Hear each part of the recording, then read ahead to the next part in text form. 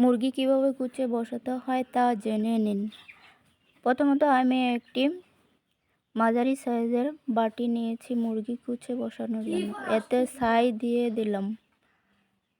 ছাই দিয়ে মুরগি কুচে বসালে মুরগির শরীরে পোকা হয় না। খড়কুটা দিয়ে মুরগি কুচে বসালে মুরগির শরীরে ছোটো ছোটো পোকা হয়। এতে মুরগি ডিম নষ্ট করে ফেলে।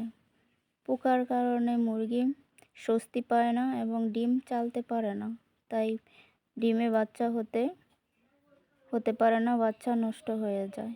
ছাই দিয়ে মুরগি কুচে বসালে মুরগির শরীরে পোকা হয় না।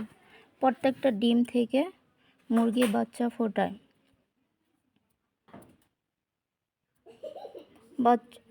এবার আমি ছাইয়ের উপর ডিমগুলো দিয়ে দিলাম। মুরগি কুচে বসানোর জন্য আমি 15টি ডিম নিয়েছি। এবার আমি ডিমের উপর মুরগিটা বসিয়ে দিব।